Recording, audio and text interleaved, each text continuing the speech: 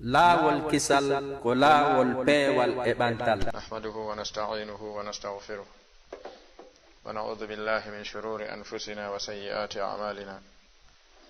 man yahdihillahu fala mudilla lahu wa man yudlil fala hadiya lahu wa ashhadu an la ilaha illa Allah wahdahu la sharika lahu ilahul awwalin wal akhirin wa ashhadu anna Muhammadan abduhu wa rasuluhu وخليله وأمينه على وحيه أرسله الله تعالى بالهدى ودين الحق ليظهره على الدين كله وبلغ الرسالة وأدى الأمانة ونصح الأمة وكشف عنها الغمة حتى تركهم على المحجة البيضاء ليلها كنهارها لا يزيغ عنها إلا هالك صلى الله عليه وعلى آله وصحبه أجمعين وسلم تسليما كثيرا. أيها الإخوة، السلام عليكم ورحمة الله وبركاته. ونسأل الله جل وعلا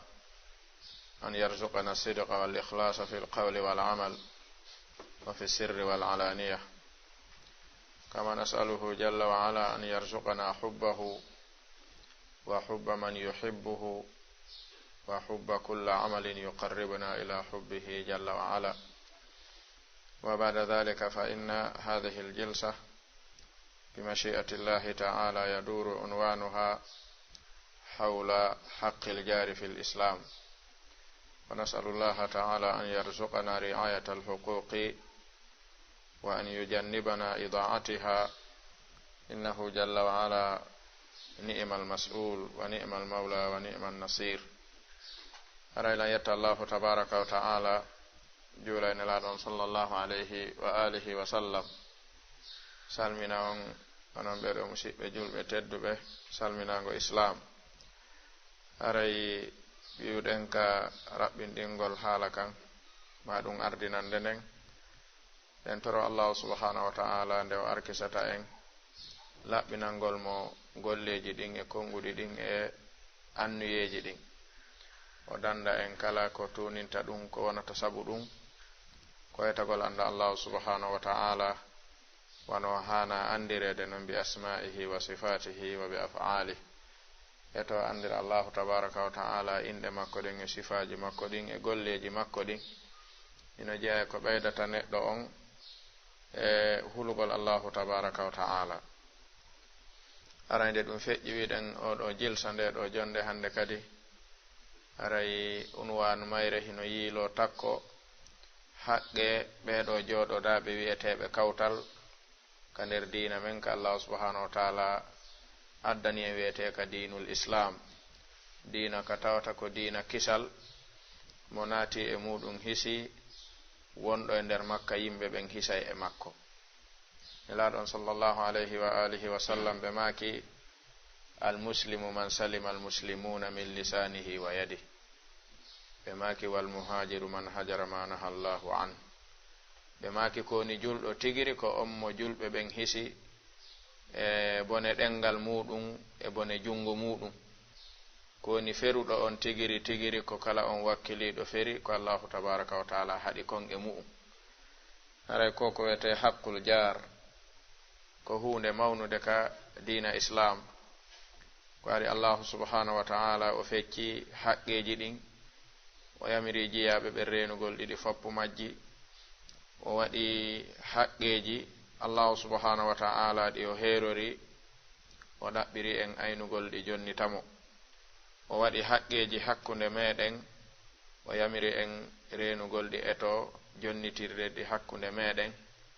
hara en yeebali haqqeji makko ɗin fi haqqeji men ɗin, hara en yeebali en jonnitali kadi haqqeji makko ɗin yeeɓen haqqeji jiyaɓe makko ɓen. ko waɗi mo ayni haqqeji allahu subhanahu wa ta'ala ɗin reeni haqqeji jiyaɓe ɓen, haray ko o reeni kon ɗon ko ɗum ɗon woni ko senditanoyte ko o yeebi kon. ko ɗum sinelaɗon sallallahu alayhi wa alihi wa sallam ɓe maaki koni perduɗo tigiri tigiri ko arɗo ñande dargal arde e baraji julde timmude, korka timmuka e hajju timmuɗo, zakka timmuɗum, dewe ɗen fof tawi tigiri hino moƴƴi o ardi e haqqeji yeebaɗi ɓe o wuuri duno, woɓɓe hara o yennayno ɗum, woɓɓe hara o ño'ayno ɗum, woɓɓe hara o bonnanayno ɗum, woɓɓe hara o aybinayno ɗum. Allahu tabaraka wa taala wi ka makko ton ko gollondirte ko moƴƴereji ɗin woni baraji ɗin e bakkatuji ɗin. O senditana oɗo jiyaɗo arduɗo ko timmi kon ko natirte aljanna kon, o senditana ɗum ɓe o toñaynoɓe o jaggitayno e muɗum ɓen ha ko addori ko lanna, hara himo arde e tama o timmuɗo o addori ko natira aljanna. Kono o yeebino haqqeji ɗin o sakkito jeeyede yimɓe naatoɓe yiite hara o natata aljanna. ɗen tono Allahu tabaraka wa taala nde o dandata en sifa ɗum, o moƴƴina alhaaliji meɗen ɗin, o arkisa en renugol ko renete kon, o danda en yeebugol ko tawata kon hanaka yeebede. haray ko ko ete haqqul jar mani to ɗen moƴƴa yamiroje ɗe Allah subhanahu wa taala yamiri ɗen ɗe foppu majje,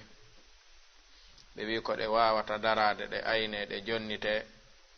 ko embere ko Allah subhanahu wa taala anda o hulawo ɗe wawa naɓede.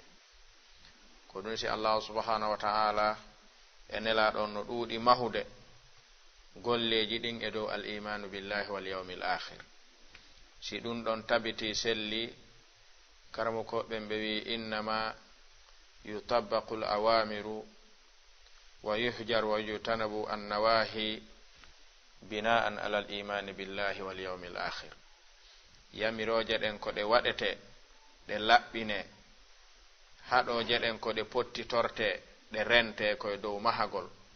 hoolagol Allahu tabaraka wa taala, hoolo fottogol e makko ñande darngal yoɓite konko wonno waɗude. ko ɗum si karmo koɓe siira ɓe jantike qissa neɗɗo gooto heɓunoɗo haaju resugol sonnajo. fiyen andu ko Allah subhanahu wa taala wi kon innama yakhsha allaha min ibadihi l ulama, ko hulatamo tigiri e jiyaɓe makko ɓen fof ko anduɓe mo ɓen, ko suusatamo kadi e jiyaɓe makko ɓen fof ko majjaɓe mo ɓen. ɓe wi kullu man asa allaha azza wa jalla fa huwa jahilun bihi, kala lundiɗo joomi men o majjamo, anduɓe mo ɓen suusatamo lundade. ɓe wi on ɗon jiyaɗo nde o heɓi haaju resugol sonnajo, tawi himme makko ɗen hinotiɗe e desal ngal, wari o tawi sonnajo mo tawata ko dhatu jamal wa dhatu mansab wa dhatu mal. tawi sonnajo no timmini piiji tati, ko wiyete ngari e darnde ko no timmirimo, yer ko jomme waɗanta yimɓe ɓen kon, jawdi himo mari ɗum no yonirimo, asko makko ngon dambe ɗen hino teddi, suka on hay gotum e ɗiɗo o ala, waro wi ko walle dew resa oɗo sonnajo o faala. o feññini faale,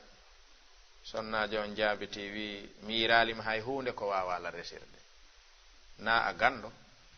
wona a marɗo jawdi, wona a marɗo asko moƴƴo, wana dambe marɗa, ɗiɗo fof gotum fof hino ɗaɓɓire, kono hay gotum e ɗi a ala. haray ɗum hino jeeya e ko haɗata wawde laatade yaare tan mi wata wona moodi an. suka on ɓernde mum nden metti e mum, o faala ittude mone ko sonnajo on wolanima ko. fiyen andu ko joomi men wi kon innama yakhsha allaha min ibadihi al ulama. karamo koɓe nahawɓe wi innama ko adatu hasrin wa qasrin yuthbitu l hukma fi l madhkuri wa yanfi l hukma an gayri l madhkur. ko ɗum innama nafata. kala ka innama ari ka lugha al arabiya, haray ko faanda faamede kon fof koye nder ko janta ɗon kon tun tabitata, kala ko janta ka ɗon ñawore alana. innama yakhsha allaha min ibadihi al ulama, ɗum woni mantuqul aya, mafhumul aya on innama yajtari'u ala allahi al jahiluna bihi, ko suusatamo tigiri koɓe andamo ɓen. suka on ɓayri yalti arti haka mum wi'i o sonnajo wola nilan ɗo komi faami, kono ɓayri o wallina nilan ko faala resirede kon mi daranto ɗum. o wi mi ala jawdi, mi ala gandal, mi ala dambe mi wata faggitade ɗum ɗon feƴƴino, kami jebina ɗon mi wata sansude ɗum. kono gandal ngal e jawdi ndin miɗo wawi faggade ɗum ɗiɗo ɗiɗi kadi ko honkum mi wawata ɓarorde ha tawa yonay ko o faala kon mi wawa mo resude. O wi ko gandal ngal ɓuri teddude ko waɗi al ilmu afdalu min al mal bi marrat wa karrat. jon jawdi ko teddi o ko seeɗa ko ha jon gandal hewtan. O wi yo natir lawol gandal. Subhanallah, suka on naati e mu'um imo mari hadaf, imo mari gaya ko woni jangande kon. Bada a talaba al ilmi lid dunya, o naati e muɗum o jangi ha hatta faqa fil fan. O wonti kadi goɗɗum go kadi e nder hunde nden hatta sara yusharu ilayhi bil anamil, ha o watta joporede faalaɗo andude hunde kaari wo ko kanko tawoyta e nder hoɗo ngon. O gandi mo heɓi hadaf e gaya, o dogay ɓaawo muɗum. Karamokoɓen ɓe wi si tawi tun ida ulima qadara al matlubi budila fi sabilihi kulla nafisati. Si neɗɗon andi embere ko woni ɗaɓɓude kon ko honɗum ha honto ɗum hitti e makko, ko heɓi o waɗa e fimum yo henɗo, o ittitata hay fus. Suka on jangi ha tawi joni e nder hoɗo ngon ganno ko kanko. Debbo on heɓiti kadi muskila, nani kadi hi on ɗon wonti joni ɗon. Suka on terti fi makko. Debbo on immini goɗɗo windi risala, jonni goɗɗo wi yaw jonnanami on karamokojo wi a komi faala e gurdam anɗan ko yo resa. Ɓawo nde o wonano ƴamaɗo, joni o wonti wonɗo ƴamude. Joni ko kanko faala resede taw ko on kadi suka resatamo. Mo wino on ala ko resirami. Joni hoɗo ngon fof ala hittuɗo teddi ha hewtimo. O wi komi faala waɗanede kon fof kadi ko ya resa. Suka on jangi risala on ha gayni. Den andi ko imminnomo jangugol hari ko ha fi o resa o ka. Kono fewndo immodi e on ɗon annuye hari o anda jangirtake fi ɗum. O naati e nder gandal ngal ha o andi jangirtake fi ɗum. Ko waɗi nelaɗon ɓe maki wa man kanat hijratuhu li dunya yusibuha aw imra'atin yankihuha fa hijratuhu ila madha, ila ma hajara ilayhi. O andi ɗum, o winditi risala, o jonni e sonnajon, o wi yahu wi anami mo la uthiru ala al ilmi shay'an min ad dunya. Ala ko mi ɗettata mi fawa e dow gandal e nder gurdam anɗan hande kadi ko fi jombugol mo mi jangirno, kono mi yii jom jangirtake fi ɗum, mi resitatamo hande kadi ha tawa ko mi janguno ko wonti fi makko, mi yondinke fi makko. Subhanallah. Ara ayna jomin o wi innama yakhsha allaha min ibadihi al ulama. Hinama bada fi tariqi talabi kana jahilan billahi, walamma sara fi sulbi al ilmi sara arifan billahi. Ko naadunomo kon o yondinike joni e ɗum. Hari ko jombugol o imminimo, o yehi ha on wi'i jomban, o wi joni mi yondinike jombugol mangol ko waɗi mi jombede tun wonta yangi yankin fiima. A jaranalan ɗum hande kadi. Talabi ilmi sara lillahi, ndaro ko jombe. En andi jomi men ko wowli kon ko ɗum tun woni. Innama yakhsha allaha min ibadihi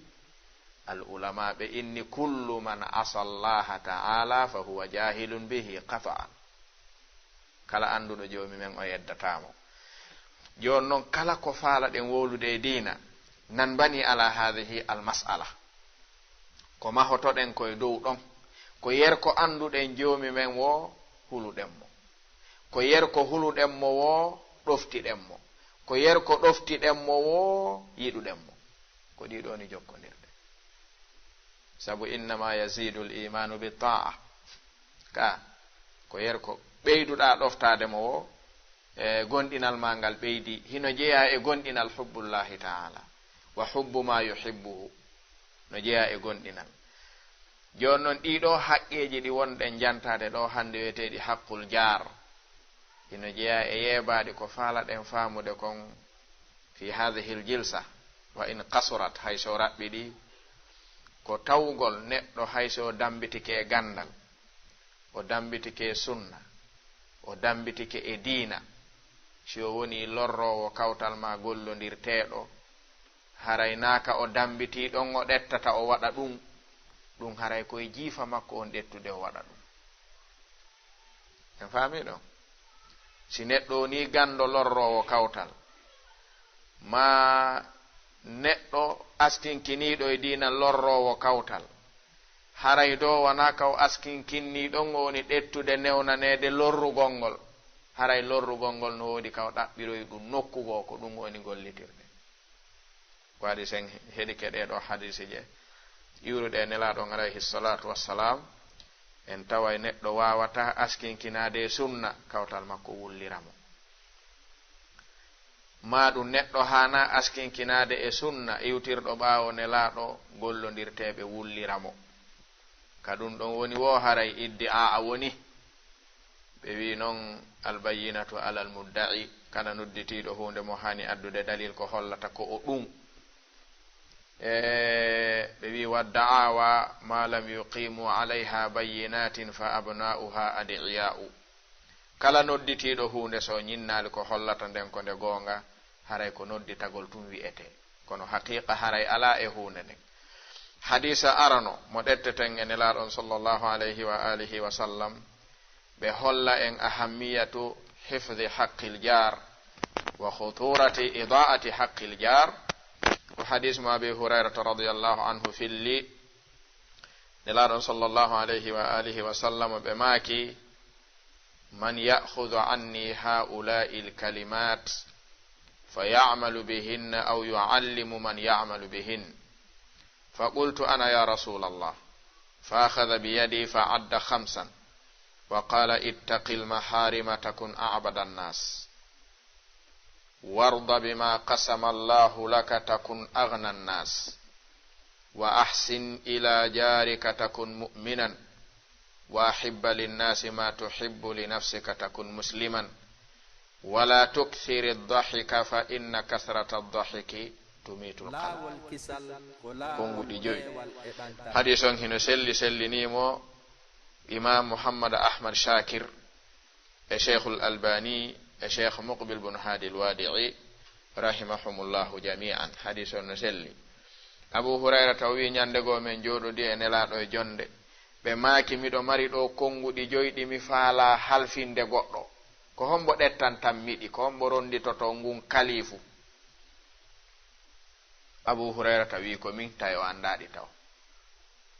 miɗo faala halfinde konguɗi joyi goɗɗo o renanammiɗi o aynaɗi ko hombo wawata ɗum abu hurairata wi ana min mi wawayɗi tawi o wolanaka ɗi taw fal himma aliya yimɓe ɗen no towi kahi ɗefanɗi ɗefanɗa nelaɗon alayhi salatu wassalam ɗetti jungo abu hurayra gon ɓe jogi ɓe maaki ɗiɗo konguɗi joyi koyo a gollitirɗi yottinanami ɗi gollitorowoɗi koyo a eto an gollitiraɗi yottinanami ɗi e kala gollitirowoɗi ya aba hurayra o wi mi jaɓi ko ɗin wuruɗen ha yotti en hande hal nahnu musta'idduna liha su'al en wuri ha tawi en ka abu hurayra wi nelaɗon ɓe maaki koyo a gollitirɗi andinaɗi gollitirowo yo allah subhanahu wa taala arkisi en enen kadi gollitirgol ɗi ɓa en wuuri ha en tawama ɗi en wuuri ha ɗi tawi en kon ɗum heddi sina wakkilagol nelaɗon ɓe maaki ara nun ɗum ya aba hurayra ittaqil maharima takun a'bada nnas eto rentoɗa kala ko anduɗa jomi men harmini e ma jeeɗa e ɓurɓe rewde jomi meɗen ka dow leydi ɗo jogi to kungutu kala ko laaɓanma annahu haram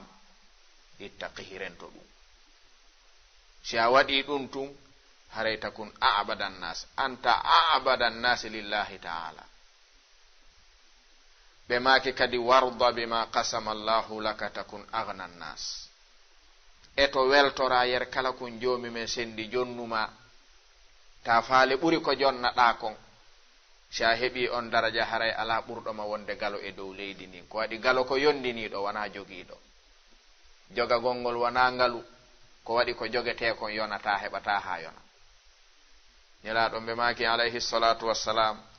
si jiyaɗo fini ñandego o noddama o naɓama wa uhud o innama ngoɗo fello ko an jeyi ngo'o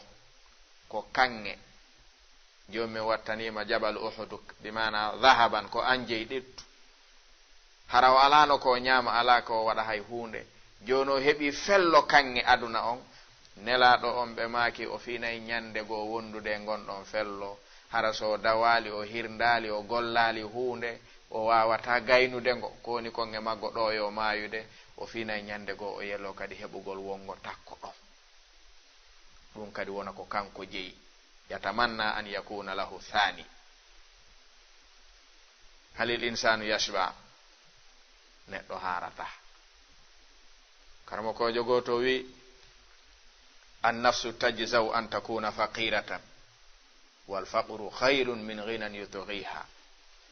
o wi wa ghina nufusi huwa alkafafu fa in abat fa jami'u ma fil ardi la yakfiha ngalu bani adama ko yondinare yondinoro ko heɓi kon so yondinaki tun aduna fo si wattama e juuɗe makko landoto ɗimmo fanni ma a yondinaki a heɓata ko yondi ɓe maaki yondinor weltora ko joomi men sendi jonnuma kon wona ɓurɗo alɗude yimɓe ɓen ali ibn abi talib radiyallahu anhu ñande goo ɓe finuno tawi ala hay ko ñaame miskin ala ɓe maaki radina qismata aljabbari fina lana ilmun wa li gayrina maalu wo ɓayri ko joomi men welira ni sendi fanni men jawdi okki men gandal ɗali woɓɓe gandal jonni ɗum jawdi men weltori ko sendi kon mo jonni wono hani weltorde yo taw ala ko ñaama kono a majjaka dina ma ɓuri moƴƴude yo taw ala ko mankirɗa si wona dina sa ala dina ko marɗa o ala hay hunde idan warda bima qasama allahu laka takun aghna nnas innama alghina ghina nnafs ɓe maaki wa ahsin ila jarika takun mu'minan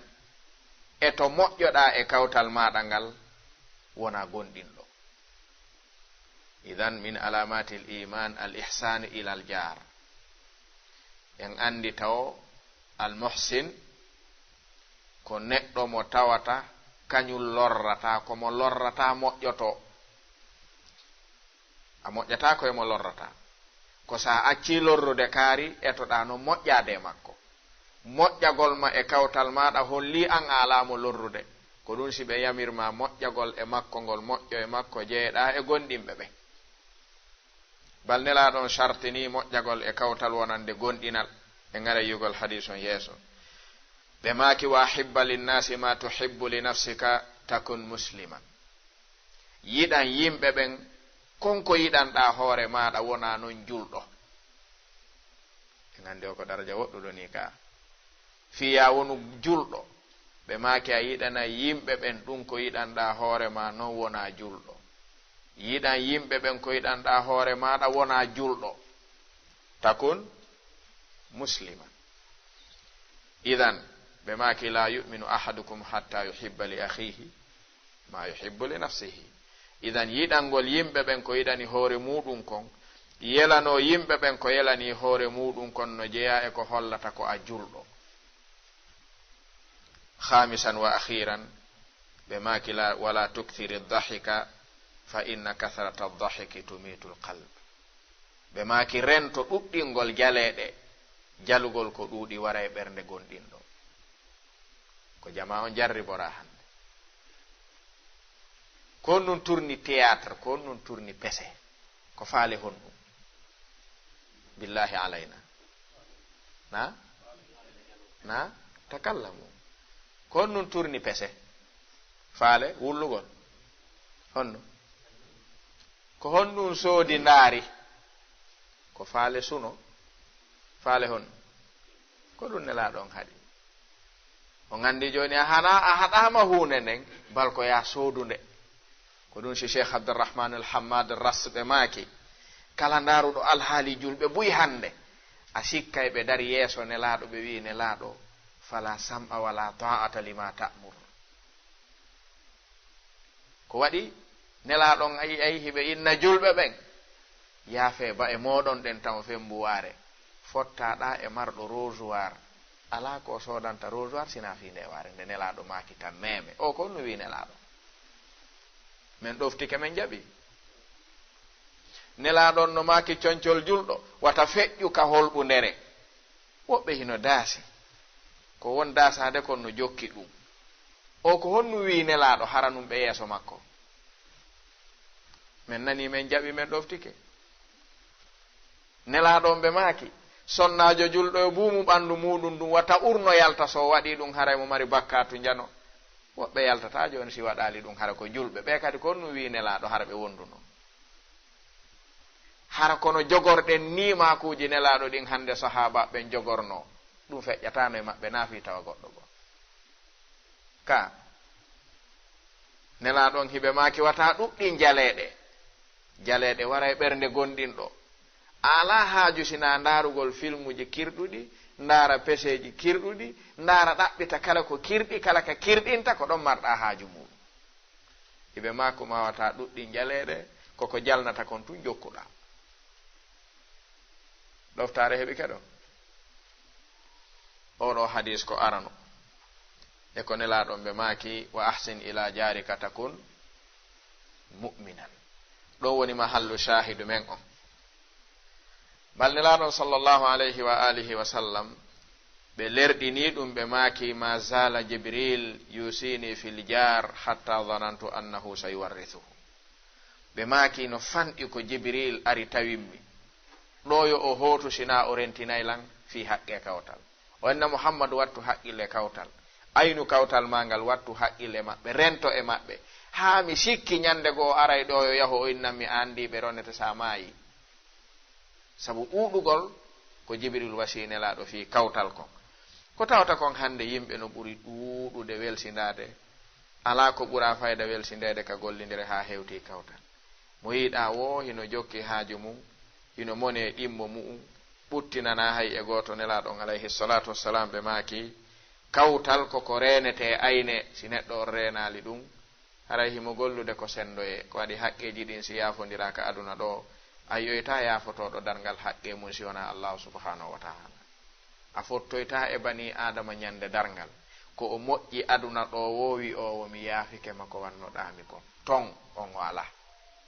mahma kana darajatuhu fi salah ko yaafotoɗo ton on ko bajjo tun joomi men heddiɗo fo mo yaaduɗa e haqqe hum mum ton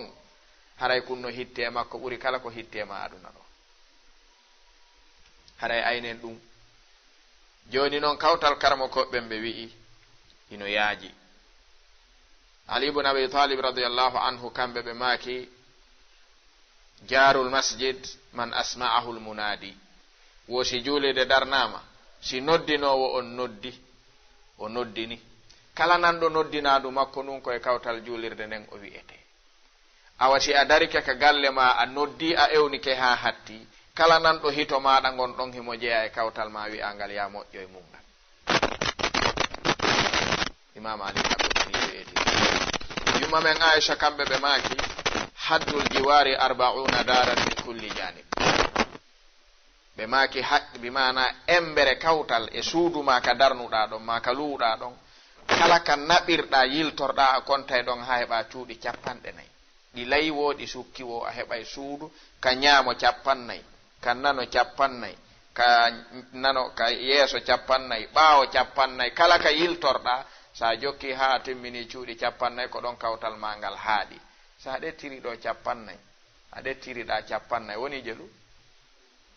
a ɗettiri yeeso 40 a ɗettiri ɓaawo 40 woni jelu wo ɓeeɗo fof no waɗɗima renude haqqeji ɓe hara bonaki hay e goto e maɓɓe ha maya ko halfina ɗen kon no fanɗi ɗum no fanɗi fanɗa haray ko ɗum ɗoni ko karmokoɓe goo yewti woɓɓe goo ɓe wi'i arali e ko selli e nelaɗo dottugol embere kawtal ma addahu nnasu urfan jaran fa huwa jarun shar'an woɓɓe wi'i ɗum ko hotata ko fil urf kala ko haaka yimɓe ɓen wowi andude ko kawtal wo ko ha ɗon sharia on jaɓi ɗum ko kawtal yo reene yo teddine yo wattane haqqille mum hadis ɗin mongi ɗi makuji nelaɗon alayhi salatu wassalam ka bange kawtal ɓe maki man kana yu'minu billahi wal yawmil akhir fala yu'dhi jarahu wa man kana yu'minu billahi wal yawmil akhir falyukrim dayfahu wa man kana yu'minu billahi wal yawmil akhir falyaqul khayran aw liyaskut wa fi riwaya aw liyasmut. oɗo hadis ko o molanaɗo hollowo en wondema ko waɗinta neɗɗo on ko alwasi'ul imani, ko gonɗinal tun waɗinta, ko gonɗinal haɗata accinta. ɓayri sen dartiɗo yamiroje e haɗoje no ɗo ɗe fof hiɗe tokkidira al imanu billahi wal yawmil akhir ka. man kana yu'minu billahi wal yawmil akhir fala yu'dhi jarahu, ɗo ko nahay ko haɗore ka. wata goto lorru kawtal muɗum kono wawi ɓe ronkude lorrude wo siɗa gonɗini jomi men ɗa gonɗini dargal, si ɗiɗiɗi pottike ma hulata ɗum, ko haɗore. wa man kana yu'minu billahi wal yawmil akhir falyukrim dayfahu, ɗo ko fiilu amru, ko yamirore, ɗa ko haɗore. ɓe maki kala gonɗinɗo jomi me en gonɗini dargal fortoye e makko yo teddin koɗo muɗum. si koɗo neɗɗo koɗike ma teddinmo, koɗo no mari haqqe teddinede balɗe tati, ɗum ko haqqe makko. si feƴƴi ɗon haray ko wonaɗo moƴƴede e muɗum haqqe makko on gasi. ɗin ɗon hino jeeya e geɓal makko. ɓe maki kadi wa man kana yu'minu billahi wal yawmil akhir falyaqul khayran aw liyasmut aw liyaskut. en yiiɗo kadi wowlugol moƴƴere ko al imanu billahi wal yawmil akhir duñatay ɗum. deƴƴugol ga e bone ko al imanu billahi wal yawmil akhir haɗatama wowlugol ko boni. kon ɗum heddorɗen ɗo ko waweten waɗude hara imanu billahi wal yawmil akhir ardaki ɗum laato. ala siko yamiroje ɗen ko ɗum duñata waɗa, siko haɗoje ɗen ko ɗum pottintama e mu'um. kala wiɗo no wawa waɗede ko jomumen wi kon hara ɗum ala, haray o falji. yo Allah subhanahu wa ta'ala arkisu en heɗintinalngol koko wiyete gonɗinal. hadis tammo on nelaɗon alayhi salatu wassalam ɓe maki man kana yu'minu billahi wal yawmil akhir falyuhsin ila jarihi. en yi kadi ya waw moƴƴade e maɓɓe ko ma heɓa al imanu billahi wal yawmil akhir. ɗen andi ko nun ɗiɗo piiji wona dottiranede al imanu billahi wal yawmil akhir, ko tawgol kala ko waɗata bani adama no yiɗi kala ko dillanta yo taw o heɓay goɗɗum e makko. piiji men aduna ɗin daren ko neɗɗo ɓitti soññi wo ko yiɗi golle wo, si tawi ko ar gollaɗo joddi ala o wakkilatako. mo yiɗi golle noon mo fotti o ko wigol mi ala gollude fewndo ɗo, mi ala gollude, ko golle faalaɗa. so wi hi so heɓi ka yoɓatake o dawata ɗo. est ce que ko golle o faala? honnugo faala mbuuɗi. so gollale o heɓay o heɓata. joni noon joomi men so wi moƴƴo e o ɗo o inneteta lando mo joddi komin yoɓata. ɗa hoolilan min mi yeɓata. siɗa hoolilan waɗam, hiɗa hooli dargal no wodi en fottoyami jonnite waɗanmo. ko si tawi ko ɗo tun habbitorɗa wawamo waɗande, sina ɗum a wata wadde. laawol kisal ko laawol peewal e ɓanta. hadisi nayɓo hikkowo ɗon on e makuje nelaɗo nin alayhi salatu wassalam wondema ɓe maki kam min jarin mutaalliqin bi jarihi yawma alqiyama yaqulu ya rabbi hadha aghlaqa babahu duni famana'a ma'rufahu. ɓe maki no foti mi anda no foti ko aroyta ñande dargal e yimɓe kawtirnoɓe. hara goto fo a taway hino wengi e ɗimmo mum, hino seeri ɗum ha hiɓɓi no daasa, hino haɓɓiti ɗo en hewtoye ka jomi me en. mi andano ɗum fotoyta ko aroyta ñande dargal. hara ɓen ɗon fo arɗo o shakwa mum on ko goto. woɓɓe aray si hewtama ko innata ya rab jomi oɗo komi nangirimo mi addimo ha o hewti ɗo ko kawtalan o wonno aduna. kono ya rabba hadha aghlaqa babahu duni, mi heɓuno haajo an mi ari ha ka makko fermi bafal makko ngaru ronki mi wallitade ko mi arani kon tawi himo wawi mi wallude, landimo hanno wallami. ara ko ɗum addatam, ara koyo nangumo ha o hewtinamo. ko joni men jonnuno ma kon nafima antum, so landi kama hanno wallamo honno jabotoɗa. ko ɓay komin jeyno na ese ko an jeyi. o arno ala ko ñaama, ala ko yara, ɓe gurnen no weela okkoro ala a tawali fewndaki gasi en dargal. so nangoyma o addi ka joomi men o wi joomi mi weelano ɓe nguren weela o no mari fof no timmi. mi ari ha mi tawimo minni yo jonnan o fermi waccin mi yaasi, joomi landani o hanno wallitomi ɓay mo wawno a jonnunomo jiya ɗon suusa wiide ɗon joomi ko ɓay komin jeyno mbuɗɗi na almalu malu man malullah si joomi wi hanno jonna o jawdi andi fama ho jawabu damari ko jaɓoɗa ala o inna kadi famana a ma'rufahu moƴƴere nde jonnunoɗa o nden o ɗalluno men nde fuyi men yiyano o jonnano min fus nela ɗon ɓe maki no woodi ɗuuɗuɓe aroyoɓe ñande dargal hara ko addata ko kawtal muɗum wullito haqqeji muɗum yeebaɗi Allah subhanahu wa ta'ala dandu en yeɓugol ɗi haqqeji ha ɗum haɗoya en heɓugol ko hanuɗen heɓde konko Allah subhanahu wa ta'ala balnelaɗon alayhi salatu wassalam ɓe maki e hadisu goɗɗo go mo allama abu darud at-tayalisi ɓe filli cheikhul albani sellini hadisu on ɓe maki dakhala rajulun il janna fara'a ala babiha maktuban as-sadaqatu bi ashri amthaliha wal qardu bi yaminihi 10 ɓe wi jiyaɗo goto meeɗi natude ka nder aljanna ɓayri o naati ko atti yiwde hino windi ka damal aljanna ko wi'ugol kala waɗɗo moƴƴere ko 10 mi jonnitata mo fi yo naatuɗo gotum natataɗo ka gotum no naata aljanna juula windaneɗa gotum hoora windaneɗa gotum hajja gotum zakka gotum moƴƴere hum fof gotum ɗum a heɓata ko naatira aljanna ko tawgol ko sowitede wona sa windi waɗi gotum winde 10 si tawi kunno laaɓi sowite kun 10 ɓum sowite nelaɗon ɓe maki ha yaha cowanle 700 sowite ha ka tawata ko jomumen tun andi ha ka o sowitanma gotum kum waɗannoɗamo kum si tawi ko gotum e gotum ko yangi tun heddorte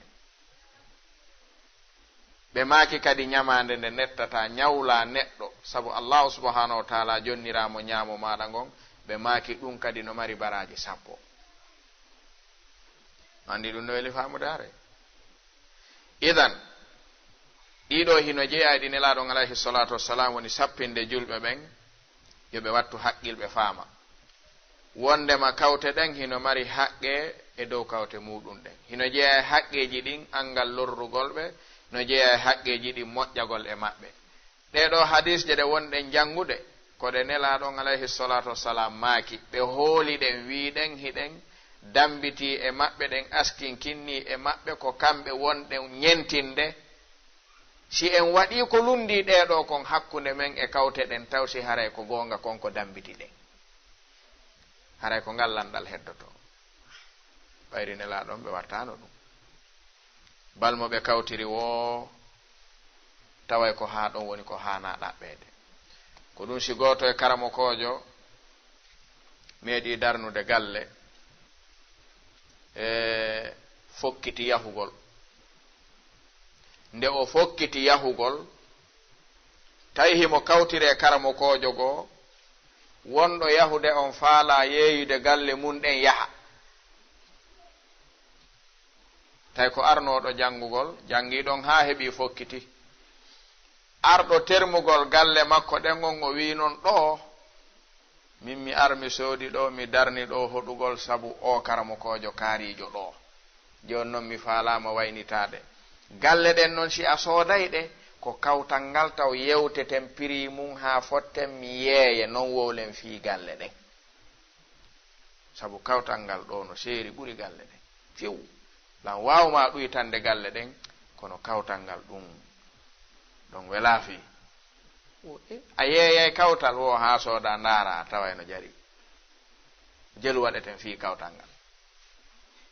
wonni wo menen men anda kawtal no soode wo joni awa accen ɗon soodu galle ɗen naata o soodi galle ɗen o naati o woni seeɗa o wi ko o wino mi yoɓu wo ɗum ɗo no jari wondugol e sifa o tawgol ko yo yaltu mi naata tawa ko o mi kawtirta ko mi yoɓina fi ɗum wono jaranimmi ko ɗum si karamo kojo goto wi'i idha sahibta qauman wa safarta wa lam yabki alayka ashabuka faraji akhlaqaka si a wondi e yimɓe a faalama yahude ɓe andi a fokkiti goto wullali ko yahata kon haray jooɗo wiyami moƴƴa jaka komi bonɗo ta accu ha goɗɗo wolane ɗum yimɓe ɓen yiɗa sertude ɓuttu mungun e nafowo ɗum ka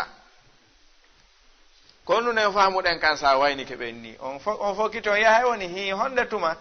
hara ko ɓe faala andirde ko sa yaway latinde son jama ɓurtu sa yehi ɓen alhamdulillah e ko yiɗa wo jomi men sansay ɗum ɓay ko o yehi alhamdulillah jaka ala ko ari heddade a jaban no woodi mayɓe jomi men wi fama bakata alayhim ssamau wal ardu kala moƴƴo mayɗo ka dow leydi ɗo leydi kam wullaymo haa no woodi ɓe tawata si maayi leydi kam ko welowolo heɓanta ɗum Allah subhanahu wa ta'ala dande jeeyede e ɓe tawata si maayi yimɓe ɓen koye welto ɓay ɗum no woodi maayoɓe tawata humpita ɗo ko wigol o maayi honno alhamdulillah jaka jommi ngalano wawira maayigol oɗo haray ɗum ko ɓurtu yimɓe ɓen neɗɗo hana wurirde noon haray idan nelaɗon alayhi salatu wassalam ɓe maaki kadi e hadis selluɗo e maɓɓe ɓe maaki laysa almu'min alladhi yashba'u wa jaruhu ja'i'un ila janbihi ɓe maaki wimi gonɗinaje yaaka e gonɗinɓe ɓen ñaamowo ka mum ha haara waalo ɗano kawtal mum no weela on o gonɗina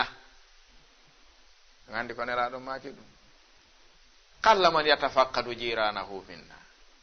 landotoɗo fi kawtal kaariwal honno fewndori wallitotoɗo kawtal ɗum ɗuuɗa e men kon ɗe gandi piiji ɓuyi on yii ka diina piiji ɓuyi e diina kan no jeeya ko ka wawete gollitirede si tawi hiɗa mari ñentinteɗo ka gollitirgol janngugol ngol tum watama waɗinde piiji ɗuɗuɗi salaf no jeeya e ko ɓurnoɓe wallitade e wuurugol ka ɗo diina tawa moɓe wondi wo ko wuuruɗo na janngowo tum sabu neɗɗo raaɓay no yiɗi kadi raaɓude no yiɗi maasude battina sa woni ɗo a juulata julde jemma a hoorata a rewtata ko qur'an a jantata ko joomi ma a anda adkar sawa haysiɗa andiɗa welsi ndi a watta adkaru masa no woodi ka yahata tumboɗa tawa ɗon koye nder pineeri wonɗa hiɗa tourna e nder ɗum tummo fottuɗa o ko argol tawa ko onno ɓen accami kaen adkaru ya haala ala ɗo sa fotti e goɗɗo wona accami kaen a janngude komi jokki ɗo ko andi joni an a tumbike ɗo na a janngo na waɗowo hunde kono wonkimaki jaɓata continuera ni sa wonay ɗo a yahay ha ta watta wiide min kadi luɓelan ɗon ɓura an hewtanelan nden an kadi fuɗɗoɗa awa haray hande ko ñalande jama fo no hoori min de mi hoora waɗanemo kafe si ɗum waɗama hande waɗama ko artoyta fo hoori waɗi to yama si innama waɗano ɓen acce ɗon min kadi mi wakkilo hande o yiɗay wadde ñentinde sa wondi e gollitiroɓe fiya gollitir haray no welanma fi ɓuri si tawi ko jangoɓe ɓe gollitirta wonduɗaɗa faala gollitirde ka ɗum ko gotum sabu si tawi tun taw a felliti o no ɓurinmi jangude few kono meɗen fota andude ɗum ɗo no waɗe kanko waɗali min honno mi waɗirta ɗum ya waɗu ɗum sattay ka ɗum sattata si a wondi e waɗoɓe ya waɗu no weli fi ɓuri sa wondi e anduɓe ɓe waɗata a wontay garibun baynahum a wontay neɗɗo tugarankejo bal a yahay ha watta hersirde waɗugol ngol anale ko diina ko sunna kono ɓayri ko antum woni wadde honno folirta kara han nelaɗon alayhi salatu wassalam ɓe maki e riwaya goo ma amana bi man bata sha'banan wa jaruhu ja'i'un ila janbihi wa huwa ya'lamu bihi ɓe maki gonɗinalilan on mo tawata o waaloto o ɗaano hara himo haari tew kawtal makko ngal hino waalude e heege takko makko ɗon himo andi fi on o gonɗinalan waɗɗo ɗum on ene si tawi ko gonga ɗen gonɗini nelaɗo ɗiɗi ɓe dirni ɗo fo en waway jogade ɗiwi en kadi ɗen gonɗini ɓe hadis on no selli ken allama shu'aibul arnaut ɓe maki hadis on no selli wondema nelaɗon ɓe maki gonɗinalan kala on waalotoɗo ndemo waalo hara o ñaami ha o haari o hirtiki ha moƴƴi kawtal makko ngal no weela himo andi le ɓen hino weela on ɗon o gonɗinala. balle yinelaɗon alayhi salatu wassalam ɓe meeɗi hirsude dammol kamɓe on ɓe makude ɗum ɓen ɓe hirsi dammol ka maɓɓe ɗum tabiti ɓe sendingol ka ɓe uggini ɗon hiɓe taccude ɓay huttama ha gasi si ɓe uggini ke ɓe taƴi huyre ma geɓal ɓe jonna goɗɗo ɓe jonnanoyan kaari ɓe ugginoɓe taƴa ɓenna ar o ara ɓenna jonnanoyan an kaari ɓe ugginoɓe taƴa ɓe nodda goɗɗo go ɓenna jonnanoyan kaari ɓe taƴirini dammol ngol ɓe sendi ha ngol lanni ɓe yeggiti suudu maɓɓe ɗum. yumma men Aisha ɓayri gasi heddike guri ɗin e ko ñamatake kon ɓe wi nelaɗo on waɗani en ko ñamen hande ɓeyni subhanallah. Aisha hanno annintinami fewndo mi sendata mi yeggiti en mi yeggitu en ko ɓeɗono wonɗen ñentinde koy wiɗen ka sendi ha yeggiti hoore mum yeggiti ɓe gurnen fof sa annintinanno fewndo mi onno taƴude mi waɗano rayno en kono mi yeggitu fiinoy en andu ɗum ɗo jikku raaɓay yumma men Aisha nde woni ha nelaɗo feƴƴini e gurdam maɓɓe ɓe hirsuno dammol ɓe yamiri maccuɗo maɓɓe ɓe hirsu dammol senditana kawte ɗen kamɓe kadi ɓe jooɗino ɗon ɓe wi maccuɗon taƴu so taƴi ɓenna jonnanoy en kaari o taƴa ɓenna ar an kadi naɓanoy en kaari an kadi naɓanoy en kaari on ɗon kadi ɗofti yumma men Aisha ɓe sendi dammol ngol ha ngol lanni korɗo maɓɓe defanoɓe on ari inni ya ummana ummal mu'minin ɓe wina ɓe wi on waɗani en geɓal ɓe inni subhanallah a yawa Allah ngandintinde sa andintinanno fewndo mi sendayno en heɓayno mi yeggiti en raaɓi ka raɓali jikku raaɓay jamma wo ngu wona moƴƴu si ngu woni bongu ngu raaɓay kadi on yi kamɓe kadi ɓe yeggiti hoore maɓɓe ɓe yeggiti ɓe ngure nden korɗon wi nden ñande har yumma men Aisha no hoori futuro tawno men nden ñande tawi ara ko huntore dammol no hirsa ala ko huntore sendi a yeggiti hoore mum ko hombo ne'i ɓe nelaɗo ka ko hombo jokkuɗen ɓe wi kafal labibul ishara neɗɗo marɗo hakkil sa sappanike mo yonay ta tuggam mo hondu ɓe wi arsilil hakima fala tusihi neɗɗo marɗo faamu sa nelaymo wolanmo tunta wolanmo hay ko hani faamoyde kon ɗo si tawi ko ɓeɗo ne yumma men Aisha hiɓe wa'iri ni en wi'i ko ɓe enen kadi jokkuɗen ko nediji maɓɓe ɗin wonɗen netorde hiɗen wa'i ni landoɗen si moƴƴi wi'en moƴƴi jokken ɗon ko moƴƴere tum faala ɗen si tawi moƴƴali kadi yiltitoren ɓaawo ɓayri fulɓe fuuta ɓen wo si neɗɗo majji ka yahata o hana majjude kaw iwri ɗon kamo hani majjede ɗi fof miɗo yaade nokkel kaari mi ari ha ɗo mi lawol ngol ko ha ɗo mi anditi yaagol kam yata ton kono mi anda kadi kam yiltorto ɗon wawata ɗum ɗon hare ka ɗa hani andude ko honto iwruɗa si en darti ɓeɓe nelaɗon alayhi salatu wassalam ne'i goto fof ko jogiiɗo shu'ur mas'uliya umma bi kamiliha o wiyeteɗo Abdullah ibn Amr ibn al-As radiyallahu anhu ñande go on yamirno maccuɗo makko hirsu dammol senditana yimɓe ɓen ɗon andi nde tawno ko haɗi en sifaɗi piiji ko jama on andinama adzabuhu li gayri llahi shirk hande si neɗɗo soodi dammol hirsi okkori yimɓe ɓen tewu ngun haray himo hulita taw dabaha li gayrillah andi ɗum no wode famuji ɗin ko malande ko ɗum hirsanɗangol dammol ko fi hon coke ha ara ala ko jaboɗa ɓayre ala ko jaboɗa ɓen na waɗi ko haɗa accirano na ɗum kulloy koy ko jonniraɗen koy koko nafitore so yii layya hewtima ko nandi e mu'um haysi layya hewtaɗon yiya ɓe leyɗele arabuɓe ko heewi kon nelday jawle soode nayi soode piiji sende ga okkore miskinaɓe wallahi no woodi wuroɓe galle mu'um si wona haaju heɓi ka tew defete no wawi wurde hitande hara ñamali hoore tew haray noon no ñamude kono tew fottata e mum ala moyen ɗum ko si haaju waɗi yehi toon tawi ɗum no defa fotta e mum ɗon ɓen no woodi kaaɓe ala ɓe woodi si neɗɗo on noon hirsi senditi ɓe fotti e ɗum hara ɓe heɓali ko ɓe faala Amru bunil As wi yoɓe hirsu dammol ɓe senditana yimɓe ɓen ɓe sendi ɓayre o hewti ko atti landade fi mu'um maccuɗo makko mo inni o hirsu on o inni mo ahadaytum li jarina al yahudi kawtal jomen al yahudajo wonɗo ɗa o mi sikki on waɗanimo geɓal on neldimo tewngu ɓe wi hi o wi on waɗannomo hi o tentini fi on ɗon ɓuri heddiɓe ɓe karamo koɓɓen ɓe wi innahu kana yahdi aw yuhdi allahma li jarihi lyahudi fassu'alu huwa fa kayfa bi jarika almuslim si tawi neɗɗo hirsay dammol waɗana kawtal mum yahudi geɓal ko honnum faamuɗa fi jarika almuslim julɗo siɗɗo maɗa mo hawtuɗa finde hawtuɗa dewal hawtuɗa faamu si tawi on ɗon a landike simi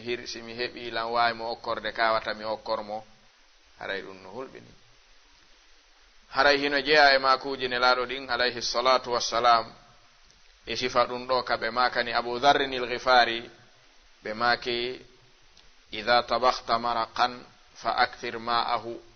thumma anzur ahla baytin min jiranika fa asibuhum minha bi ma'rufin ɓe maki ya Aba Dharr nyande heɓuɗa tewu wo hay singu ɗuuɗa ɗuɗɗi ndiyan ɗan ɗuɗɗina ko welnata ndiyan ɗan kon siko basalle on siko lanɗan ɗan siko nebban ɗan kala ko watta suppu on o wela o ɗuuɗa hay si tewngun heɓata ko ɓayri ndiyan ɗan tum mara ko on no mari ko ñawdata e ɓanndu bani adama ko ɗuuɗi ndiyan suppuɗan hara ɗan ala tewu fus ko ɗum sinela ɗon sappini ɗo ɗuɗɗi ndiyan tewu si tawi ɗuuɗi eto e kawtal mangal heɓa mo waɗanɗa naɓanɗa o yara kankadi seeɗa e gandi no jeeya ko ɓurata sattude sa hiɓɓodiri e goɗɗo kawtal o sa'i curkikin ukkike fuu ɓuuri fuu walama ɗanama fu yiyaka Musa na siko boofo sa'i fo anday siko tewo sa'i fo anday kala ko ukkete suma fiyo moƴƴu ɗum sa waɗi tun haray andinimɓe ɓen ko ɗum ɗo mi fewnini hande hirande si tawi noon ɓe habbitike ɗum ɓe walori noon ɗum yiyaka on fotti bimbi kadi tanala ala ton haray tanano ton ni haray tana waali ton tawgol a defi ko ɓe heɓata a walike a okkorali ɓe ɗum yoni tana hakkunde moɗon ka sa okkortaɓe okkora ɓikkoye maɓɓe no jeeya ko ɓuri moƴƴude nelaɗon ko ɗum ɓe wasino Abu Dharr nil Ghifari kono ɗen andi no jeeya ko ɓuri en tampinde jama on faamu mbuuɗi ko mbuuɗi hanaka faamede jama on jogiti haalisi kadi jogitatake ko waɗi haalisi ko ƴangal ka haaju huntire kala ka jogiɗa ɗi ronkuɗa huntude haaju haray are wiiɗi ko waɗi ɗi ɗaɓɓatake fi marugol ko ɗi ɗaɓɓirte ko fi huntugol haaju waɗen misal si neɗɗo jogi keɗo 5 000 ka jiifa mum gila ɗa ha kermasar ko 200 francs o wattiɗi ka jiifa fi watta ɗi ɗuyto seppi ha kermasar on no wiɗen o ɓen hande mi seppumi e kermasar fi hon ɗum hari on ala paasi no wodi kono mi amuɗi sensude taɗi ɗuyto mi ñama ɗi fou artugol ngol noon mi seppu inoɗi mi sensali ɗi taw kono hade senson ɗi kombo waccata o e ɗum na fi hon ɗum mbuuɗi ɗin ko ɗi ɗaɓɓira kon o waɗali ɗum mbuuɗu ko ɗaɓɓa kala ko heɓuɗa mbuuɗu ɗi ɗuuɗata ha ɗetta ɗi kanji tigiri ñande go waɗaɗi e ndiyam hoyna waɗa sukkar waɗa ɓira memmina ittina koƴe ka waɗay ɗum sa waɗi ɗum ama yewni ko ya ɗettuɗi waɗa e haajuma sotta si a jogike mbuuɗi tun haajuma darike a naatay e ka nelaɗon ɓe makunoɗon ta'isa abdu dinar ta'isa abdu dirham ko waɗi ɗen andi rewoɓe piiji ɗin ɓe jaɓataɗi meme rewoɓe nayi ɓen ino jeeya ko ɓuri sattude ka maɓɓe buɓɓagol nagge mo buɓɓike nagge ka rewoɓe nayi ɓen haray mo mari fitina ɓuri buɓɓiɗo neɗɗo maayi wari ɓenne a wari momin rewata on ko ɗum kan tewu nagge ɓe suusata ñamude ɗum haa ɓe ñama tewujo maɓɓe on andi si neɗɗo jaasi hakkil ha hewti rewgol nagge neɗɗo so wiyama ko an nagge haray ko ɗum waccira na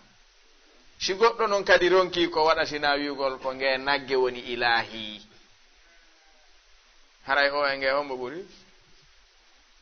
nagge ngen haray no ɓuri mo hisude ko a nagge ngen no andi ko waɗete nagge no andi ko waɗete ko ɗum si ari ka sahihul bukhari ñande goo neɗɗo gaynakojo yahuno o yehi mo ayna nayi ɗuɗuɗi o yehi ha o ronki o nangi ngaari wotiri o darni o ƴawi ka ɓaawo wiɓi ronki mahin tun seeɗa nagge ngen dari ha deƴƴi o wiɗa andi naafi ɗum mi tagira ko taga ko waɗɗe konno toon tippo min ko komi ñamirema mi gollire mi waɗira anda ko tagimmi ko fi sahih bukhari nde saha nde neɗɗo ari wolani ɗum nelaɗo ɓe maki min miɗo hooli aboubacry men oɗo no hooli ɗum ka aboubacry wi hi o ƴawi o faala wattude nagge ngen puccu nagge ngen dari wi naafi ɗum mi tagira min komi tagira ko fi remugol e fi ñamede ko waɗɗete konno to ganda ɗum an tippo wi ajaban o tippi tawi ko ɗum hani wattude koyo landi to goɗɗum kadi hangi ɓeyda wolde tippi on andi no woodi ɓe anda hay hunde kañum on andi ngeeɗo nagge oɗo honɗum ɓuri andude ko fewndi wosi tawi ko ya hirsan wallina ɓuraninmi a waɗɗade lan ko ɗum ɗa mi waɗira ta bago lan fiw nami mbaɗɗateri min ko sa falama remude haɓɓami rema sa falama tew noddami mi waalo hirsa kono ƴawgol hoore an on tippo na ɗum fewndaki o tippi lew seppi ɓe yehi idan hino jeeya e ko hana andede ɗiɗi nelaɗon alayhi salatu wassalam woni sappinande ɗo mofte maɓɓe ɗen balɓe maki kamɓe alayhi salatu wassalam e hadis mo imam muslim filli ɓe maki la wallahi la yu'min la wallahi la yu'min la wallahi la yu'min ɓe maki ɗum laabi tati qalu ɓe wi wa man dhaka ya rasulallah nelaɗon ɓe maki qala jarun la ya'manu jaruhu bawa'iqahu qila wa ma bawa'iquhu qala sharruhu ɓe maki wallahi gonɗina wallahi wimi gonɗina wallahi wimi gonɗina ɓe wi ko hombo woni on nelaɗon ɓe maki ko kawtal mo tawata kawtal mum hoolaki ɗum kawtal mo kawtal mum hoolaki ɗum on o gonɗinalan fiw laawol kisal ko laawol galleji ɗuɗuɗi hande a naata e tawamo ɓe no jogui toon chambre kono goto suusta accude suudu mum ɗum so kaali ɗetta si on waldi an naatoya ka hurgo no wallini mbuuɗi ka hoore tabal ma téléphone ka harale woɓɓe no ka yaasi ɗon no jokki haajo e mum kono ko ma o soka o naɓora caabi ono hooliɓe si kawtal hoolaki kawtal bone muɗum hulaɗo bone muɗum on e kawte ɗen nelaɗo ɓe maki wimi wallahi o gonɗina si nelaɗon maki a gonɗina haray ko ɗon haaɗi a gonɗina aro tappanama ɗo garado gonɗinal wo ko haljuɗo allah subhanahu wa taala hawri ndingen ɗum ko yiɗi o wela e nelaɗon alayhi salatu wassalam ɓe maki e hadis go ha joni ko ɗum tun jokkuɗen fiyo en andu e ɓe iwtirɗen ɓaawo muɗum ɓen yamira en ɗum ɓe gandiɗa heɓa ɗo ɓiɗɗo aransi ko a moƴƴo jarriboreɗa kanko wona bonɗo wasuɗo needi neɗɗo ara rewa ka damal mon tun o yennamo anduɗoma andimo wiyamode a wasu needi tun kono na baba ma yamira e ma ɗum fe ƴace ɗon hara o landakima no waɗa ka waɗata kala sunnayankejo dambitiɗo e sunna askin kinni e nelaɗo wi ko ɗum faala wurude lorrowo kawtal wona e nelaɗo tippi e ɗum kanko hande honto ettiri ɗum na ɗum kawtal ko jam nelaɗon ɓe maki no jeeya e sifaji maɓɓe ko sahabaɓe andirnoɓe ɓe wi man ra'ahu habahu wa man khalatahu ahabbahu. kala hayniɗoɓe kaɓe woni hara ko hande fuɗɗiɗon yiidude a susataɓe few, a susataɓe few. awa wonon yaasi noon hara ɓe natatal nan anani a susataɓe few si a haynike ɓe tun. amma noon si on gollodiri seeɗa tun a wowa ɓe yiɗaɓe. ɗum hino jeeya jikkuji maɓɓe alayhi salatu wassalam. balnelaɗon ɓe maake hadis selluɗo mo tawata ko imam ahmad filli cheikhul albani sellinimo wondema inna fulanatan tusalli min allayli wa tasumu nnahara wa tu'dhi jiranaha salitatan faqala rasulullahi sallallahu alayhi wa alihi wa sallama hiya fi nnar. inne ɓe pottoɗon taɓe lorrimɓe ɓen.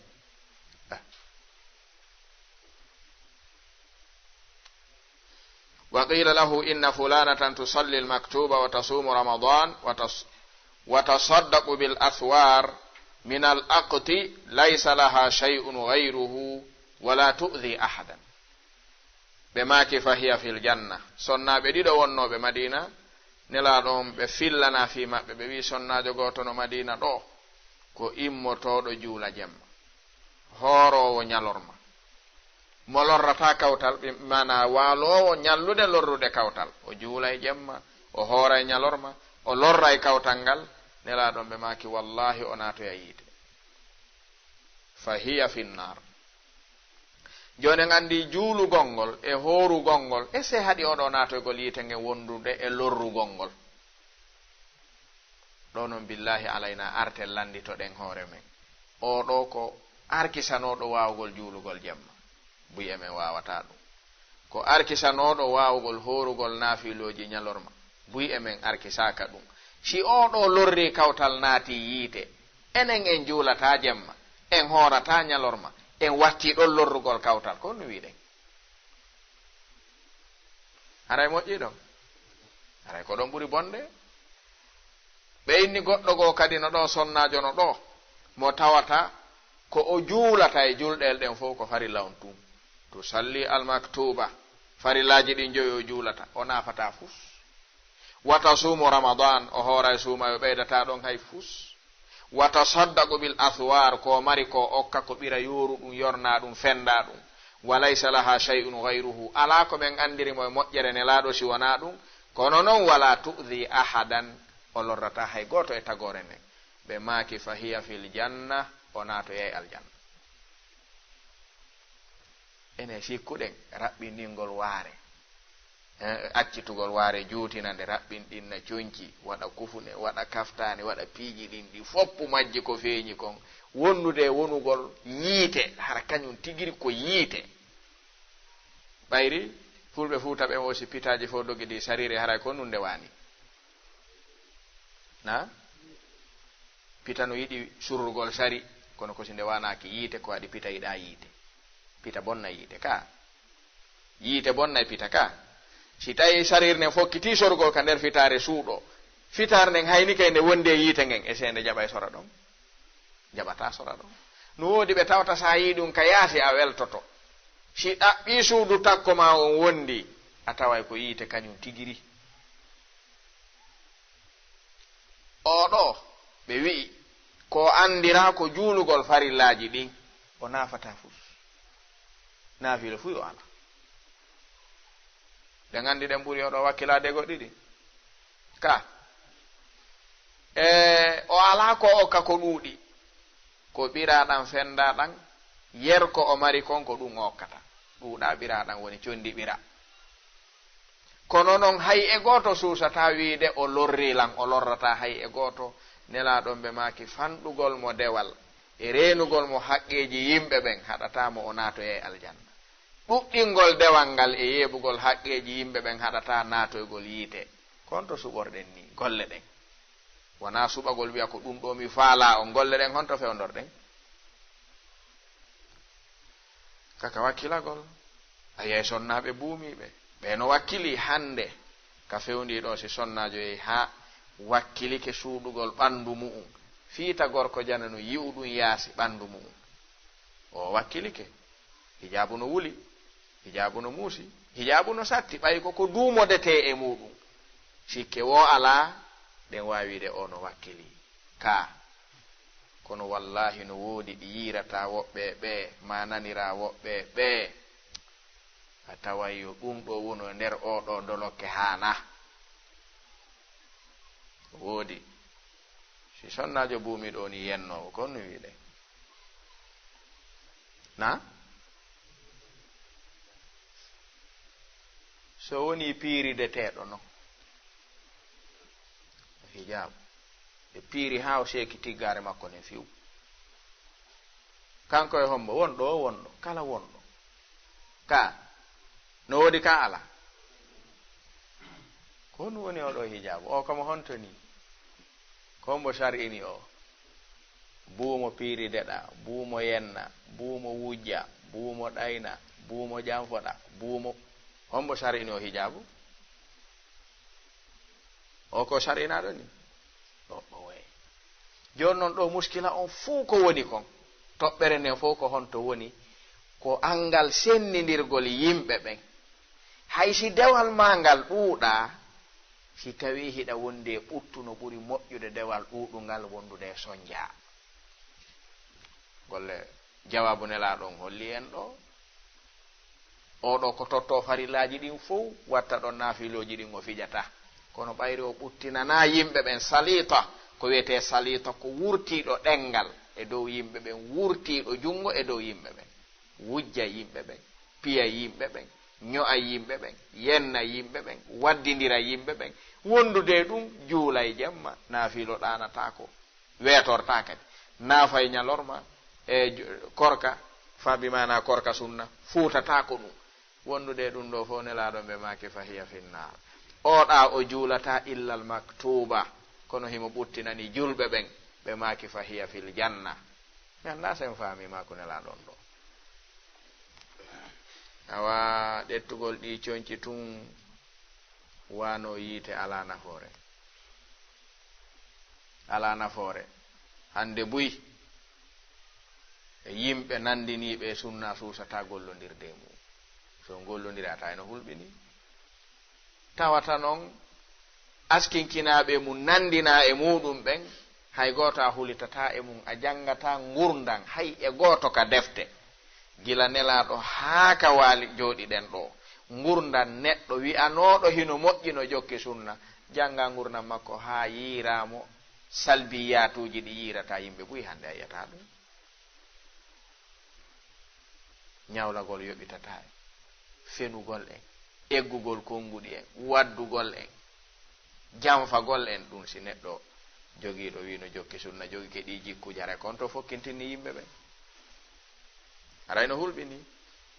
oɗo hadis siko oɗo tun faamuɗen e ganda e wona e tinnagol cewɗi ɗin ɓuri himmude ko e renugol haqqeji ɗin ɓuri mawnude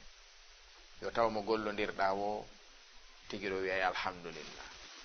kono si tawi hayniɗoma wo no wawi si tawi wone hawi neɗɗo hay so haynike wande o dogay o sikkay ko kange ɓayri ɗum kadi ala gala haray neɗɗo no hani rentade ɗum hikkiti ɗon nelaɗon alayhi salatu wassalam ɓe maaki neɗɗo goto meeɗi arde e zamanu maɓɓe wulliti e maɓɓe kawtal bongal o wi nelaɗo kaari lordilam mi wolanimo yo accu o jaɓali mi wolanimo yo accu ko waɗata kon o jaɓali o ɓuttinanalan himo soñjinmi nelaɗo mi woli ha o jaɓali nelaɗon ɓe maaki o jaɓali wohi mi wolanimo laabi tati o jaɓali nelaɗon ɓe maaki a waccimi jonne feere o wiya ɗi wiyaw yaltani a bagage ma on fof hibbaka lawol taƴa lawol ngol hara ala ka rewe aywa joni lekki o wiyawa ko nelaɗo yamirimo ka wari o sotti o hibbi foppo ka lawol taƴi foppo ka wiɗa takkora o wata e bagage no huddi ɗon lawol ko ɗon tun woodi ɓeyna kon waɗi hande o bagage ɗo o enna min de ko kawta an lorrinmi mi ronku wawde wonde ka nder galle ala ka wone ala ka yahe kadi ɓenna emba allah on huuɗi kawtal ma honno la'anahu llahu o lorrimen joni hande ala ka rewe men yilto la'anahu llahu ha muto la'ana hada allahu yal'anu hada arɗo wo ko waynortomo okkortamo ko Allah on huɗi o yo Allah on huɗu o ndaari hannde ala ka rewe yahe marché ala ka rewe ƴogoye ala ka rewe bagage no hibba lorra tun woni ɗum yo Allah on huɗu o o tawi ɗum ɗuuɗi waaro inni hey ko no yaltinanɗa o bagage ɗo o wi lorrama kan a faaɗinani lan aduna wallahi faaɗi ala kam yaha ko galle an ni ko galle ma ni si a darni goɗɗo darni o lorrima ceerno hara heeɓi tun ka muñoɗa ka jarriɓeɗa si ko luwasi a wiye accumi sansa famodira e jongalle egga ka si a darni o darni o ɗettanima lorra hara heeɓi golle o wi joni noon ɓay ko ni wonata ko ka nder suudu jomi won ka yaasi ɗo joni noon o nani la'anahullahu on ɗuuɗi o wi acci naaden bagage on immo naaden o wallitimo o naade fof o paakiti o wi ɓaawo hannde mi lorritatama haa mi maaya inchallah haaɗi hannde o la'anahullahu ɗuuɗi e dow an hannde wattata deƴƴi but woni balɗe deƴƴi but ñaatigi men le regi de acci o aro wi nelaaɗo ceerno on accide joni ko jam e salam tu wonto ɓenne a moƴƴi ko ɗum faalano ɗe jokke en yii neɗɗo no woodi haa ka yahata wiye accu ɗon no woodi ka hewtete wiye rewɗa na muñño tun goɗɗi ɗin fof no woodi cheikh Useymin ɓe maaki muñal no moƴƴi no woodi ɓe tawata muññagol ɓe moƴƴa si neɗɗo jooɗi keɗo e laawol arɗo wo o testa mo utto o dampa o ndaara si o gaynay arɗo ɗo wo mo utti o wi qaddara allahu wa ma sha'a fa'ala isbiru inna allaha ma'a sabirin ɓe maaki hada la yamshi nangumo waɗamo ko toño hana waɗede kon ha o accita laawol ngol o anda na fo woni gootum eyi so tappima wat regil mo ha anda inna allaha ma'a sabirin wondude ɗum kadi allahu yantaqimu minal fujjar so waynodirama ɗon o wi haka mi waynodirno e ɓe mi ronku andude no mi gollodirde ɓandu ndu fo no muusa ɓe ɓanno warde seeɗa ɓe waranmi ɗon ɗo ko ɗum ɗo moƴƴe makko kano moƴƴe makko ɓuri ɗum oɗo kadi ɓayro lorri ha hewti ɗo nelaɗon ɓe maki rewɗa ɓay toon heƴatake yaltin baga ton waɗaka laawol taƴa noon fo laawol ngol ɓayro tawi joni weltotoɗo ala wacco o ala ko huuɗi tun yo Allah on huuɗu tun o acci few o wallimo bagage on naati ɓe jotti ɓe teƴƴi haray hino jeeya e ko nelaɗon alayhi salatu wassalam ɓe maaki kadi imam ibnul jawsi janti ɗum ka assaydul khatir ka bustanul wa'idin ɓe maaki ñande darngal yimɓe ɗiɗo aroye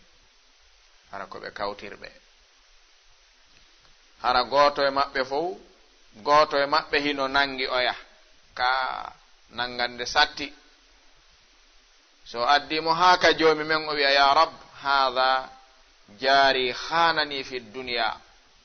o ko kawtal an wonno aduna kono o janfotono lan ko ɗuuɗi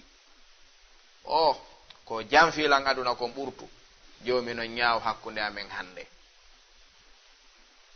joomi mi wi konnugo waɗuma o yayinna joomi mi meeɗali janfade o ha hannde konnu mi janforma o yedda joomi mi wi'a o inna wa izzatuka wa jalaluka ma khuntuhu la fi malin wala fi ahlin wa anta a'lam bi dhalik jiya ɗon yedda wondira joomi mi wi'a mi wondiri manguma e teddungal ma joomi mi meeɗali janfade o mi wujjimo mi meeɗali janfade o ɓeygu makko wona ɓiɗɗo makko mi meeɗali mi andita ɗum an noon ɓuri mi andude ɗum joomi na gonga makko o yeddi jiya ɗon inna joomi me en ma fa'alta dhalika min naali a wujji langoy min naali a janfike lan a murtini ɓeygu am ma murtini ɓiɗɗo an debbo ma a naati a wujji lan na ɗum walakin ra'aytani alal ma'asi fi dunya falam tusjirni anha janfama kan ko hiɗa anduno min mi anda miɗo yanayno eɗe mi anda haraɗa andi ɗi moƴƴa a meeɗa lan haɗude acciduɗami e hoore an janfa no ɓuri ɗum a wolana lan ha hande moƴƴa joomi ko ɗo ni janfa makko kan na wujjugol ma murtingol rewɓe to ni janfa ɓay ha hande a wolana lan moƴƴa mi ronki jaɓude a wolna lan moƴƴa mi inni mi sali ha hande hiɗa andunole moƴƴa ɗa rentimiɗo waɗude an ala waɗude ala bana lan a wolana lan joomi landimo fi honnun ɗum a jaballana oɗo hadis no wuurirɗen ni konno famuɗen na a murtinali ɓeygu an a murtinali ɓiɗɗo an a wujjali lan a janfaki lan a bonnanal lan suudu an kono walakin ra'aytani alal ma'asi ay ayno lan e bakkatuji ɗin hara lan waɗude ɗi komi kawtal ma fi duniya fende wonɗen aduna falam tusjirni anha a meeɗa lan haɗude ɗi wiɗa ɗi moƴƴa janfa no ɓuri ɗum o wi janfa ɓura ɗum ko kan janfa wimi ko ɗum addirmami ɗo joomi landanin o hanno haɗanmi simi salino o woola si o wolunomi piimo o woola si o wolunomi yennimo o woola so o woola hali few landaninmo fi hon ɗum wallandal no mette jabade kangal no weli jabade imam ibnul jawsi ɓe maaki fa yu'maru bihi wa bi jarihi ila nnar wala yaghfiru llahu lahuma ɓe maaki joni men wiya joni noon ɓay ko ni an mi tagima fiya andan e komi faala kon saliɗa jokkude ɗum an mi tagima mi andinima ko welatanmi kon a jiwnga naalilan ɗon fota teriyade laawol kisal ko laawol peewal e ɓantal ko hombo e men jooɗotoɗo ha nene mum yenne o nana o deƴƴa ha baaɓe makko non kanko non tigiri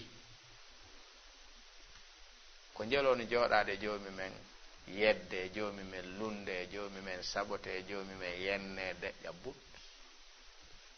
si baba mum yennama ɓorto doloke si nene mum yennama ɗerta kaafa si kañum yennama yaha portoya plainte si joomi men lundama deƴƴa but moƴƴi joomi men wiya meeɗa lan jiwgande a meeɗa lan daranade ko haajuma andunoɗa ɗon fota terange o Allah subhanahu wa ta'ala ɓeydu moƴƴinde battane me en o arkisa en hirangol dina makko kan arkisa en laawol no laaɓiran en yimɓe ɓen reedu e kaɗo dina makko e hadis sakkitiɗo mo gayni torten on okken mo hakkil ko hadis je nelaɗo tun addude gila joɗɗen ɗo ka e ɓe wi ñande goo nelaɗo alayhi salatu wassalam meeɗi yaltude madina hiɓe yaha gazwa tippiro fi sabilillah jibril iwri ka iwrata tippi aritay nelaɗon alayhi salatu wassalam wi ya muhammad jibril nelaɗon ɓe nooti ɓe wi goɗɗo no hakkunde moɗon ka fokkituɗon ɗo himo lorri hande kawtal makko so yalti o jokkuma joomi men wi yomi yettoma so yiltaki on heɓoyta polgal ɗo yon hewtoyde sa yiltalimo ɗo si hewtoy ɗon on heɓoyta polgal hande ton yo yilto mi wolantama noon ko hombo noddo ande e gandi annabi Musa waddanoma ɗum ka kitabu tawwabin lil imam ibnu qudama oya gorko banu israil yeddunoɗo joomen duuɓi 4 e gandi on gissa oɗo nelaɗon ɓe maki jayson yo darte taw fo darta tawi ɗon nayo feƴƴe nelaɗon ɓe maki jibril wi'ilan hino e moɗon lorruɗo kawtal mum no jokkinmi so jokki laatoyta ko en heɓoyta polgal yo yilto ɓe anda noon ko hombo tun gorko goto yalti e nder yimɓe ɓen dariɗa wi a nelaɗo haray ko min ajaban andi girritagol gonga no satti ko teddugal gongal noon koko heewa fuu inde makko wowlaka kono yalti o wi nelaɗo haray ko min woni on lorruɗo kawtal mo tawata haɗo e polgal islamu hande ko min nelaɗon ɓe maake ko nu waɗɗa kawtal ma an a wujjumo o wi owe ɓe wi a pii ɓeygure makko o wi owe ɓe wi a zinu ɓeygu makko o wi owe ɓe wi a ko nu waɗuɗamo o wi ɗon andi ko mi waɗi mo nelaɗo komi anditi kon ɓe wi mi anda o wi ana bultu fi asli ha'iti jari mi iwka an mi ari ka maadi makko mi bawli ɗon mi moddini maadi nin ko ɗum ɗon tum mi andi mi waɗimo subhanallah mi heɓo haaju bawlugol mi ari tum mi bawli ka maadi makko gasi mi hunti ɗon haaju am mi jokkiti haaju am ko ɗum ɗon woni toon nelaɗon ɓe maake yiltoya ha tawoyamo wiya yo yaafo konko waɗɗamo ɗon so yaafike ma ɗum haray gasi o yilti heddiɓɓen continue ko jelono wadde si ɓurɗi ɗi fan janɗude hara wattana hakkil few ɓe maaki la tashabuna al yawm ta jokku men hande yilto fa amarahu rasul alayhi salatu wassalam an yadhhaba wa ya'tadhira li jarihi ɓe maaki yo yilto yaha o ngantino o yaafino kawtal makko ngal ko waɗi ka makko kon o waɗata ɗum ka makko kanko ka goto watta ɗum ɗon ka mum ko a waɗata ka ma kon sa waɗi ka goɗɗo go haray a toñimo haray si tawi en darti ka raɓɓinɗingol en tawa piiji ɗin ino janɗi ɓuri ka yimɓe ɓen fawiɗi ɗon ko mawni kon jaman fayda na ɗum woni mawninde fimum ko fanɗi kon ko ɗum wona mawninede sengo dow ko mawni kon ko waɗi yeɓugol haqqe kawtal ɗum hara ko hakkunde resinirɓe ɓayri mo jombuɗa ko on kawtal nawlam ɓeygu ma ko kawtal balka men fuuta ɗuɗuɓe ko innata nawlam mum ko kawtal an kala no wi'irten boyi